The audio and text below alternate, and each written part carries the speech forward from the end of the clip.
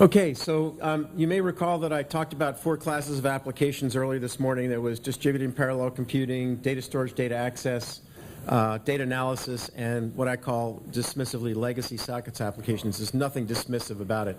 Next speaker is Patrick MacArthur from the UNHIOL, talking about EXS extended sockets over OFI. Patrick?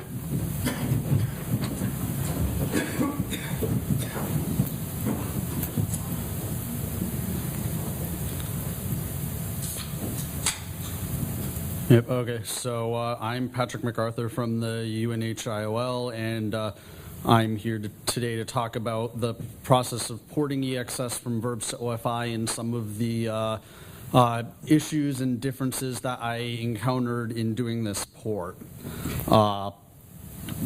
Some acknowledgments, and so first I'm going to give a little bit of background. So what is EXS, first of all? It's the extended sockets, and it's based on an API that was published like around 10 years ago by the Open Group. And it's a bunch of extensions to the sockets API to provide asynchronous zero-copy transfers. And it provides some extra functions on top of the sockets API to do that. And so our implementation supports this using reliable message-oriented and reliable stream-oriented sockets, all connected mode.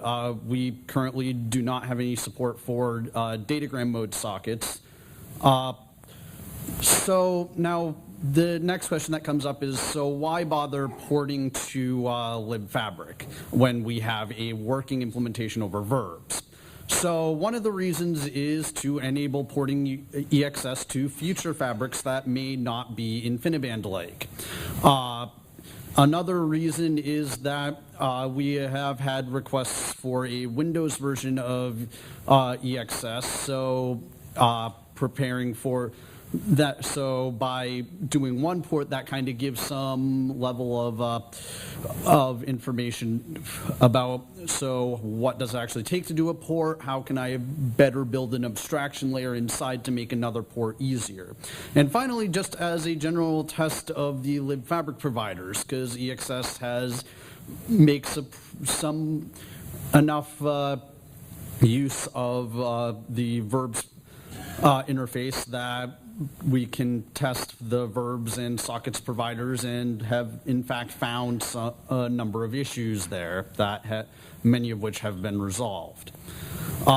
So the current status, we have a version of EXS not yet publicly available that successfully runs over the OFI verbs provider and OFI sockets provider, with some missing functionality based on some missing functionality in the verbs provider. I think almost everything's there in the sockets provider.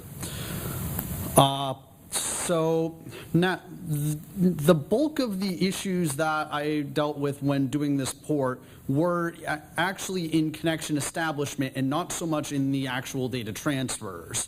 And it's just because of the way that the OFI interfaces are structured versus the way that sockets is structured. So EXS connection establishment is very much like POSIX sockets. The ES API specifies asynchronous versions of accept and connect, but it doesn't specify how you actually create a socket, because the ES API was intended to just be extensions to the existing sockets API. But we aren't really extending the existing sockets API. We're building everything ourselves just on top of verbs. So we provide extra socket bind and listen functions that provide the same interface as POSIX, just with different names, and that actually do it with EXS. So I'm going to be showing a lot of code examples in my presentation. So this is just basically showing how a server is typically set up using POSIX sockets and using EXS. And so I have kind of 2 highlighted blocks, and basically those are blocks in which the code is like almost identical. So you can see that like there's not too much of a difference between setting up a POSIX listening server socket versus EXS. There's just a couple of extra calls that you have to do, in that the accept is asynchronous. So you post it, and then later you can get an event back. On the client side, it's the same sort of thing. And so it's, again, fairly similar to what POSIX does. And so I guess the one thing to draw attention to is the GetOuterInfo and the fact, which basically does name resolution. So basically, GetOuterInfo was defined in POSIX to do name resolution, and it wasn't something that was part of the original sockets API. It came in later with IPv6 and has since basically been the suggested way to do name resolution for sockets, but it's not necessarily required. And it returns a linked list of OuterInfo structures, of which elements are passed to socket, bind, and connect. But no POSIX or EXS function actually takes struct OuterInfo as input. And that's pretty important, because OFI has a very similar function called FIGetInfo, which Sean talked about in his presentation, and it's functionally analogous to the POSIX GetOuterInfo, except it gives you a lot more information, and that FIInfo structure that's returned back contains information that's used in a number of the OFI calls, and they take the FIInfo structure directly as input, which means that users are essentially required to call FIGetInfo before any other OFI function, which is very different from sockets, in which no sockets call takes struct OuterInfo as a parameter. So there's the question of, well, okay, so what do we do about this? How do we handle FIGetInfo? And since FIGetInfo is analogous to GetOuterInfo, the obvious strategy would be just implement GetOuterInfo in terms of FIGetInfo. So we just pass the arguments directly there, we embed the return structure in struct OuterInfo, and this would seem to basically be the ideal way to do it, that you would give the user some choice of the fabric provider. But there's a serious problem here, which is that I need to be able to then take that FIInfo structure and then use it inside of the various EXS socket calls, but struct OuterInfo doesn't get passed into any of those calls. So this strategy doesn't really work unless I define new EXS API functions that do the marshalling and passing in of the FIInfo structure.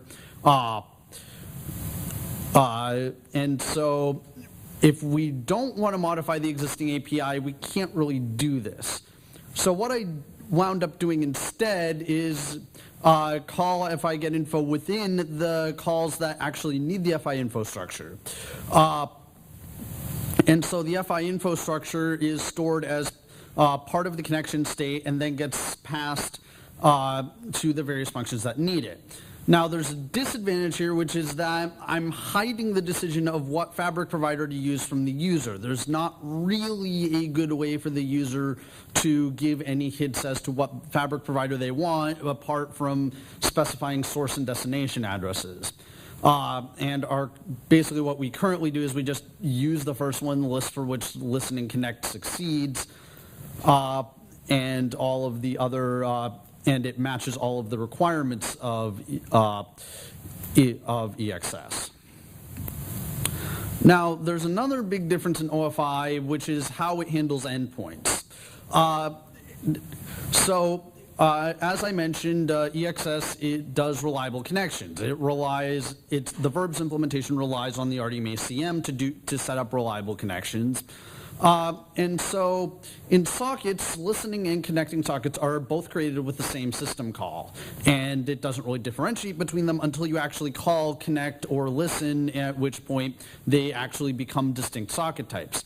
And verbs and the RDMA-CM essentially mimic this behavior with the RDMA create ID. But in OFI, listening and connecting endpoints are completely separate types created with completely different functions. And I consider this to be a much better API design because it basically gives good separation, and in terms of implementation allows you to basically say to do it in a slightly more efficient way. But the problem here is, since sockets doesn't do that, I can't associate a socket with an endpoint until at the time that somebody calls socket. And that leads to some kind of gyrations that the libfabric version of EXS has to go through in order to before it can actually know what type of endpoint to create, or even what provider to use. So what I'm basically going to do is talk about the process of a connection establishment and basically the difference between how we handle it in the verbs, our existing verbs implementation, and how we do it over libfabric.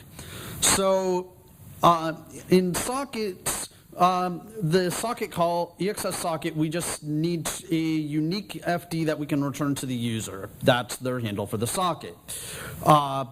So in existing verbs, we kind of rely on a trick, which is the fact that we need a RDMA event channel, and that RDMA event CM event channel happens to be associated with an FD underneath it.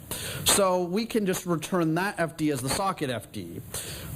And that works because RDMA CM event channels, and in fact the CMID's structure itself, are independent of whatever provider is being used. And at the time we call socket, we don't know what provider the user wants to use if there's multiple of them. So therefore, basically we just, so in the verbs implementation, that doesn't matter. In libfabric, the event queues and endpoint structures are provider dependent. So we can't create them until we have an FIGetInfo structure that essentially says, I want to use this provider. So, and we don't know that at the time that the user calls socket, so in the libfabric implementation, we just created dummy socket and return its FD, which is a little uglier. It uses a little more resources, but it does work. Bind is the next call that just basically binds to a source address, and in verbs again, with the RDMA CM, there's just an equivalent bind call, and easy done. In libfabric, we still don't necessarily, we don't know whether we're going to want a passive endpoint or a active connecting endpoint, so we don't really have and if we have a connecting endpoint, we'll have a destination address eventually. So at this point, we don't really know enough to actually do anything with libfabric. So all we can do really is just copy the source address that the user wants and then actually do the bind later, which does create a little bit of an incompatibility with at least Linux sockets if you are relying on the behavior that if you pass in a 0 port number, it will come back with the ephemeral port number that the socket was assigned. In this case, if you just called bind and then you call getSockName with when you're over libfabric, then you're going to still get 0 as the port number until you actually call EXS listen or EXS connect. So EXS listen, again, under the existing verbs, it's just another just pass it on to the RDMA CM. With libfabric, this is when we can finally actually call into libfabric, because you'll notice in the last 2 slides, my libfabric implementation never made any libfabric calls. Now we can. So we finally can call FIGetInfo and get back our info structure and then set up all the things we need, including the passive endpoint, which once we have the passive endpoint, we can finally call listen on that passive endpoint and start getting connection requests. On the connect side, it's a little interesting because the existing verbs actually has to go through some gyrations that libfabric has to do something kind of different, but in this case, basically the RDMA CM requires you to go through a number of steps before you can actually accept a connection, all of which are asynchronous. So we fire off saying, okay, the most we can do synchronously is just say, okay, let's start resolving the address, and then we can return back to the user. And then an internal EXS thread gets back the address resolved event, has to resolve the route, and then get the resolve route event, and then it can finally set stuff up in Connect. On the libfabric side, once we call EXS Connect, then we finally know, okay, we're connecting endpoint. We actually have enough information. We again have enough information to actually call GetInfo, get that back, and set up resources. But then it's just a single asynchronous FIGetInfo call, and then return back to the user, and then the rest of the connection happens asynchronously. So in this case, EXS Connect kind of has to go through different gyrations in order to, in the verbs implementation and the libfabric implementation. So to kind of summarize what the differences that we have are, that we've observed here, so the CM event queues in verbs, it is provider independent because the RDMA CM provides essentially a layer over verbs, whereas in OFI, the CM event queues are specific to each provider. So I can't create them until I know what provider to use. Address resolution requires in OFI that we make use of the FIGetInfo, and in listening endpoints in are different types in OFI, whereas verbs treats them the same as a connecting endpoint. And finally, the client connection establishment in verbs requires multiple asynchronous operations that have to be done in sequence, whereas in OFI, it's much simpler, just a single FIConnect operation. So now I kind of want to, so now that we've talked about connection establishment, I want to kind of now switch gears and talk a bit about the data transfer. So in verbs, there's this feature called inline data, in which you can tell the HCA that at the time that I'm posting this request, copy the data into hardware memory so that I get immediate control of my buffer back and I don't need to actually register this memory. And OFI has a very similar concept called injected data. And so, but there's some caveats with injected data in that there's two different ways to request injected data, the inject facility in OFI. You can pass a flag to the FI send message and FI write message, in which case it behaves basically identically to the way that verbs would do it. Or there's an optimized call that is just FI inject. And that basically, that says, okay, I'm going to inject the data and I'm going to suppress the completion, which is one of those things where if you know that that's the API you want, then that's good, but it's kind of a gotcha hidden in the API if you're, like, if you set up an endpoint where you said, okay, I want completions for everything, then if you call FI inject, it's going to suppress the completion for that particular request.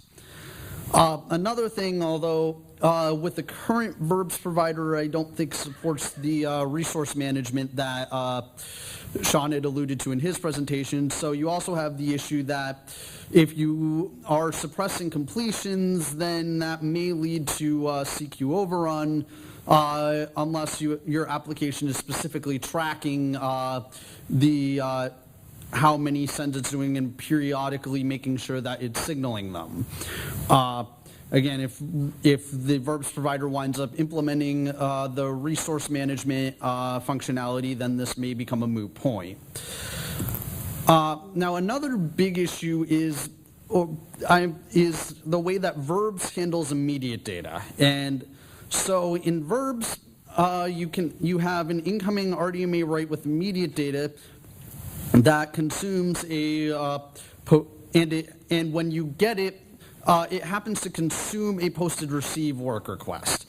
And this just happens to be an artifact of I assume, of the way that the InfiniBand hardware works, but it really makes no sense semantically. There's no association whatsoever between the immediate data you just received and the received buffer that you had posted.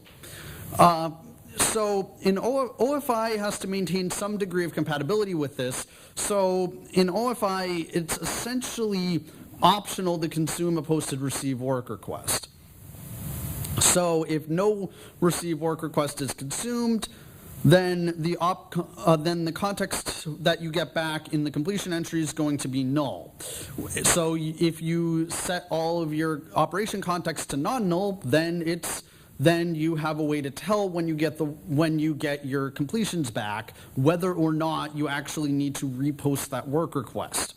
However, there's a big missing feature here, which is I would actually like to know about this at initialization time, not when I actually get the completion back. Because right now, EXS, to be compatible with the verb semantics, has to post a bunch of dummy buffers to handle all the received immediate data. And so I would really like to be able to, on providers that do not have this, be able to not do all that extra work. So that is still a currently open GitHub issue, and I've talked to Sean a bit about this, and hopefully we can come to add a mode or capability bit so that the application can know in advance whether or not they have to post receive specifically to catch incoming immediate data. Now, a final issue which has come up very recently is the shutdown semantics. And one of the things that one of the issues is that EXS does all of its completion processing in threads that are not visible to the user application. In the RDMA CM and verbs, when you call RDMA disconnect, it will transition the queue pair to the error state, and then it's defined by the InfiniBand specification that flushes all the pending work requests to the completion queue. And in 99.9% of all cases in EXS, there will be a pending receive work requests, which will cause a completion event on the completion channel and therefore wake up the thread that is waiting on that's blocked waiting on the completion thread and signal the connection shutdown. However, the non-InfiniBand hardware does not necessarily have that semantic, so FI Shutdown doesn't specify the behavior for outstanding operations when you call FI Shutdown. So there's no guaranteed wake up for a thread that's blocked on the completion queue. It can just sit there, that thread could just sit there forever. Now, fortunately, that call actually has a timeout parameter, so the workaround that EXS currently uses is to use a timeout on the blocking EQ and CQ calls, but that has its own problems, which is that then you have to then wake up that thread every X milliseconds just to see whether or not you've disconnected, and it also slows down the connection shutdown because I have to wait for that timeout to occur in order to exit that thread in order to actually fully shut down my socket. So I want to just briefly show some of the performance differences.